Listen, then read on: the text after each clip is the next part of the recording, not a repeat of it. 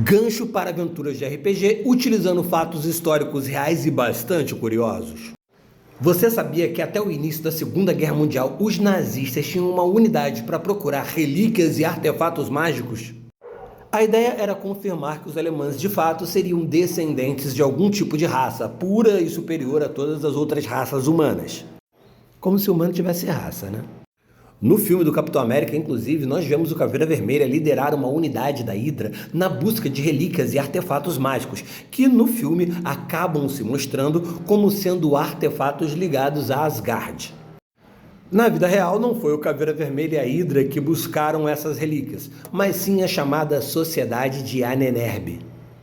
Sociedade de Investigação e Ensino da Cultura Ancestral Alemã. Ela foi fundada por Heinrich Himmler, um comandante da SS. A SS, ou Tropa de Proteção, era uma unidade que se iniciou como guarda-costas pessoais do próprio Adolf Hitler e que aí evoluiu para serem os principais administradores dos campos de concentração durante a Segunda Guerra Mundial. E aí a SS se dividia em diversas divisões com funções diferentes, como a Gestapo, que era uma polícia secreta, e a Sociedade de Ahnenerbe, que tinha essa função aí de ficar buscando artefatos mágicos e relíquias antigas. Mas que apesar de ser uma instituição cultural e de pesquisa, ela realizou diversos atentados contra a humanidade. Práticas cruéis, como experimentos em campo por médicos que queriam provar as teorias raciais dessa galera. Ou seja, a Ahnenerbe é um excelente ponto aí de conexão para uma aventura de horror pessoal dentro de Vampira Máscara ou de horror cósmico em Chamados de Cthulhu, Into the Madness, Rastros de Cthulhu. Aqui, os jogadores, independente se a gente está falando de Vampira Máscara, Lobisomem Apocalipse, Mago à Ascensão ou até qualquer um dos RPGs de Chamado de Cthulhu, os jogadores eles vão estar investigando algo que a Sociedade de Ahnenerbe encontrou. Eles podem ter encontrado o túmulo de um vampiro antigo e agora estão utilizando o sangue desse vampiro como um tipo de soro de super soldado para os alemães. Ou eles podem ter encontrado algum tipo de criatura do Cthulhu Mythos. Recentemente, inclusive, eu fiz um vídeo sobre Cthulhu Mythos onde eu falo do Rei Amarelo e de Hastur, uma entidade cósmica que inclusive é meu irmão do próprio Cthulhu. E o Rei de Amarelo, ele é um elo perfeito para os delírios de grandeza da Ahnenerbe. Aliás, estão ligados aí que a PNP Lifestyle tá com uma coleção incrível de bonés baseados na cultura nerd e o atual boné que está em financiamento coletivo é justamente do Rei Amarelo? Então, se você curte boné, camisa e colecionáveis nerds, dá uma olhadinha na página lá no perfil da PNP Lifestyle. Tá incrível os produtos com quais eles estão trabalhando. Imagina aí tu mestrar uma aventura como essa e já chegar com o bonezinho dando spoiler do Rei de Amarelo para tua aventura. E só quem conhece a parada ali vai se ligar.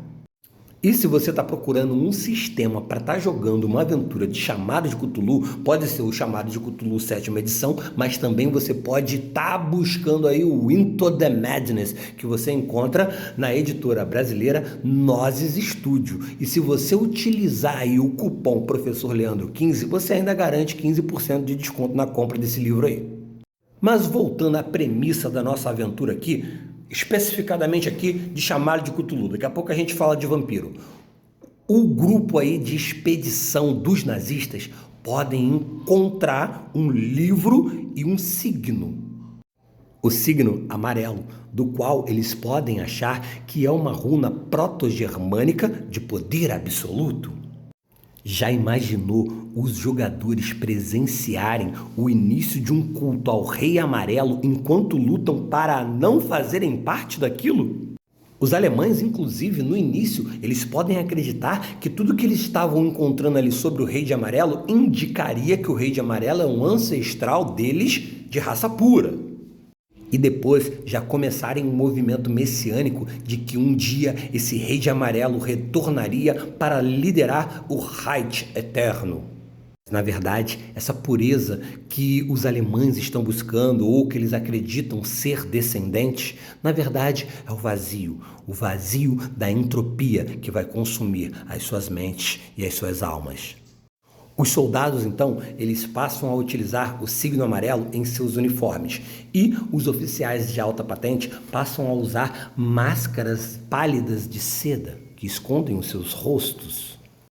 E se alguém levantar essas máscaras, verão que não existem mais rostos de ninguém, e sim um abismo amarelo.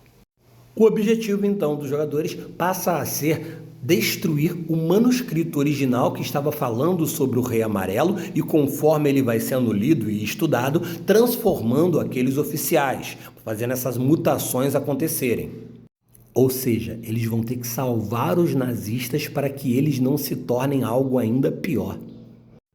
Que merda, hein? Já no caso de Vampira Máscara, o príncipe, ele ou outra pessoa, pode convocar os vampiros a investigarem sobre justamente esses alemães terem encontrado um vampiro ancião que estava descansando em algum lugar e agora estão utilizando o sangue do vampiro para promover seus próprios experimentos. E aí, no meio da aventura, reviravoltas vão acontecer, onde os jogadores vão descobrir que seus senhores, o próprio príncipe ou outros aliados, na verdade, estão trabalhando com os nazistas, forçando, de repente, os jogadores a terem que atuar junto com alguns vampiros rivais, como, por exemplo, o Sabá, que quer destruir o ancião vampiro que foi encontrado, enquanto eles querem salvar. Mas, de qualquer forma, eles vão ter que passar pelos nazistas primeiro. E no fim, o ancião pode despertar, não vai querer saber de ideologia, de camarila, de sabá, de nada. Ele vai querer colocar fim em todo mundo e se alimentar, já que ele vai estar sedento de sangue. Mas e aí, gostou da premissa dessa aventura? Gostaria de ver mais vídeos assim? Deixa aqui nos comentários. Inclusive, deixa também algumas aventuras que você jogou em alguns períodos históricos, como a Segunda Guerra Mundial.